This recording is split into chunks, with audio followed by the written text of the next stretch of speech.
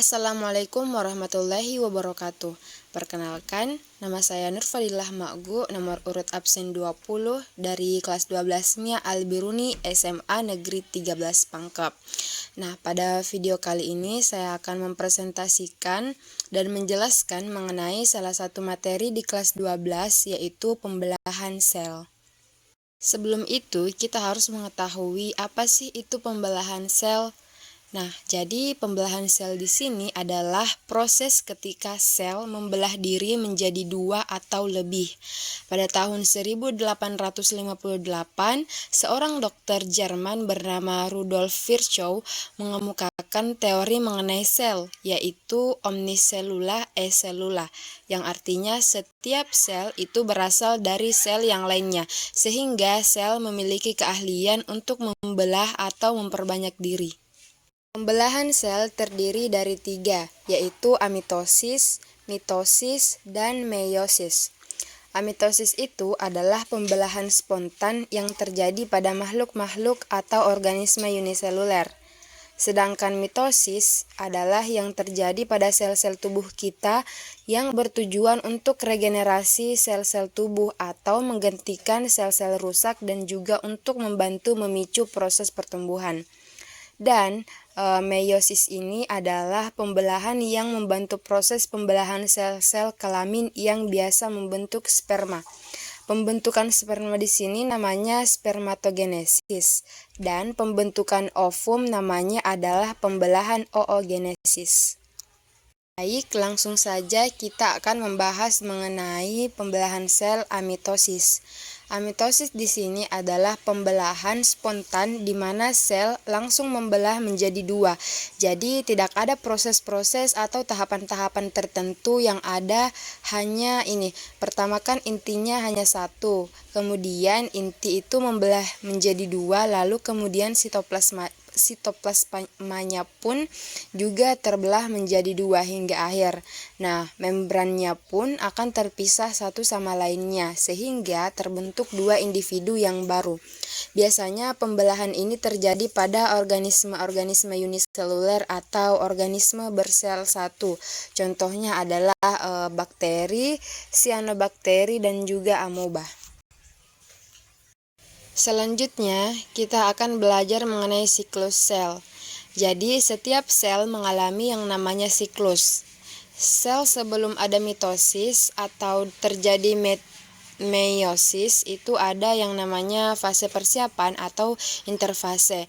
Nah, dalam satu siklus sel itu terdiri dari interfase dan fase pembelahan. Bisa kita lihat di gambar yang ada pada PowerPoint.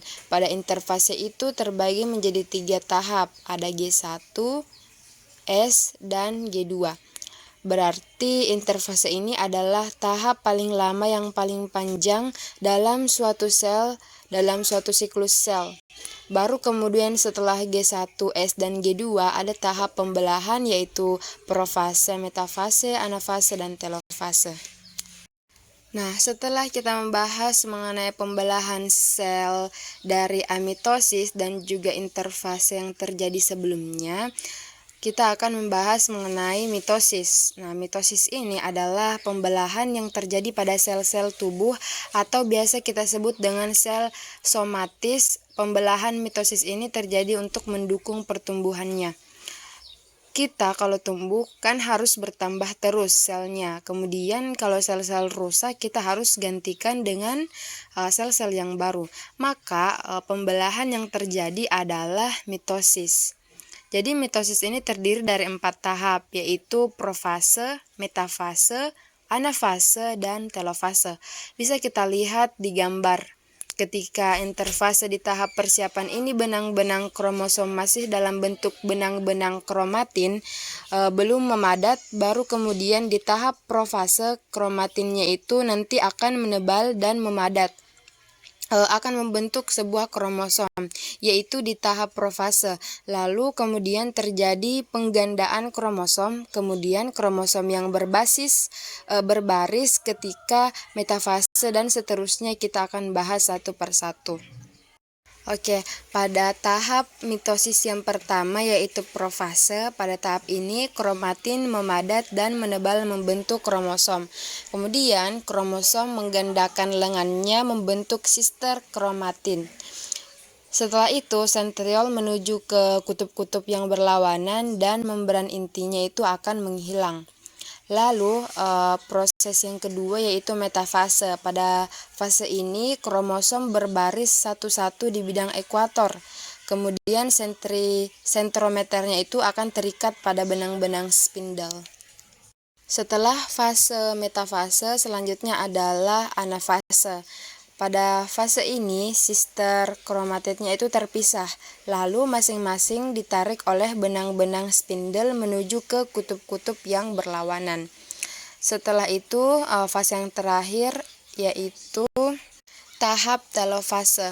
Pada tahap ini, membran inti itu terbentuk kembali. Setelah tadi menghilang, kemudian terbentuk kembali dan terjadi sitokinesis atau perpisahan sitoplasma. Setelah pembelahan sel mitosis, selanjutnya adalah pembelahan sel meiosis. Nah, pembelahan meiosis ini di mana pembelahan ini terjadi pada proses pembentukan sel-sel gamet atau sel kelamin yang di mana ada dua tahap, yaitu pembelahan yang pertama meiosis 1 dan meiosis 2.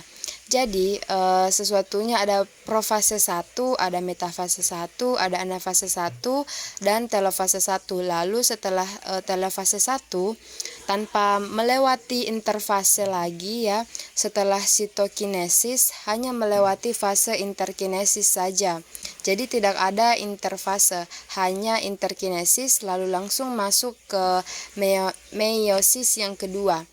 Tahapannya ada profase 2, kemudian ada metafase 2, ada anafase 2, ada telofase 2, dan diakhiri dengan sitokinesis. Jadi nanti karena ada dua tahap pembelahan, maka sel anak yang dihasilkan ada 4. Ada 4 sel anak, tapi jumlah kromosomnya setengah dari kromosom induknya. Nah, baik. Khusus untuk profase 1 di tahap meiosis ini ada beberapa tahapan lagi, jadi saya akan jelaskan. Yang pertama ada leptoten. Pada tahap ini kromatin menebal membentuk kromosom. Kemudian yang kedua ada zigoten, di mana kromatidnya itu akan mengganda. Setelah zigoten dilanjut oleh tahap pakiten, di mana kromosom homolognya itu saling mendekat dan membentuk tetrat. Setelah pakiten ada tahap diploten. Pada tahap ini terjadi proses pindah silang atau crossing over. Dan tahap yang terakhir yaitu diakinesis. Pada tahap ini crossing over selesai dan membran intinya kembali menghilang. Nah, itu tadi khusus untuk tahap profase yang pertama pada pembelahan sel meiosis. Selanjutnya untuk tahap meiosis 1 dan 2 akan saya jelaskan kembali. Untuk tahap yang pertama yaitu meiosis pertama, ada 4 tahap juga. Ada profase 1 di mana kromatin menebal membentuk kromosom. Kemudian ada metafase 1. Di sini kromosom homolognya berbaris berpasangan di bidang ekuator. Dan yang ketiga ada anafase 1. Di sini kromosom homolognya itu terpisah, ditarik benang spindle menuju ke kutub-kutub yang berlawanan. Dan pada tahap telofase 1, sitokinesis menghasilkan 2 sel anak haploid. Itu khusus untuk penjelasan dari tahap meiosis yang pertama. Di sini tahap meiosis yang kedua ada profase 2, metafase 2, anafase 2, dan telofase 2. Sama seperti sebelumnya, tapi ada sedikit perbedaan di mana profase 2, kromatin menebal membentuk kromosom dan membran inti menghilang. Metafase 2, kromosom berbaris satu-satu di bidang ekuator.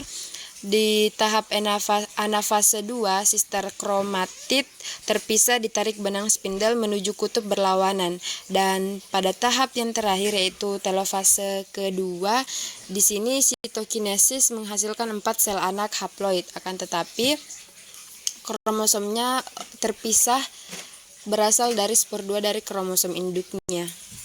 Mungkin cukup sekian yang dapat saya jelaskan mengenai materi pembelahan sel. Semoga dapat dimengerti dengan baik. Dan terima kasih sudah menonton video ini. Jangan lupa like, komen, dan subscribe. Terima kasih. Wassalamualaikum warahmatullahi wabarakatuh.